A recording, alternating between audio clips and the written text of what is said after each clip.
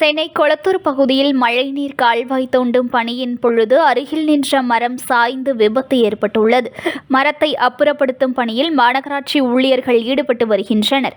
சென்னையிலிருந்து கொளத்தூர் வழியாக பெரம்பூர் செல்லும் பிரதான சாலையில் மழைநீர் கால்வாய் பணி நடைபெற்று வருகிறது. இந்த பணியின் போது அருகில் உள்ள மரங்கள், மின்கம்பங்கள் அகற்றப்படாமல் பாதுகாப்பற்ற முறையில் பணி நடைபெற்று வருகிறது. இதனைத் தொடர்ந்து இன்று வழக்கம் போல மழைநீர் கால்வாய் தோண்டுவதற்கான பணி நடைபெற்று கொண்டிருந்த வேளையில் திடீரென அருகாமையில் நின்ற மரம் மண் சரிந்து வேரோடு சாய்ந்து விழுந்தது.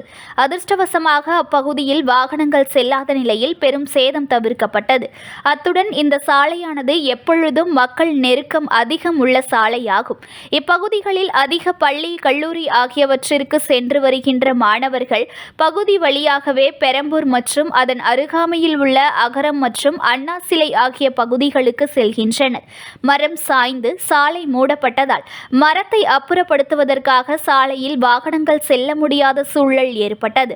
இதனால் பள்ளிகளுக்கு சென்று வீடு திரும்பும் மாணவர்கள் கால்நடையாகவே கொளத்தூர் பகுதியிலிருந்து சுமார் 3 கிலோமீட்டர் வரை நடந்தே சென்று பேருந்துகளில் மற்றும் வாகனங்களில் ஏறி செல்ல வேண்டிய நிலை ஏற்பட்டுள்ளது.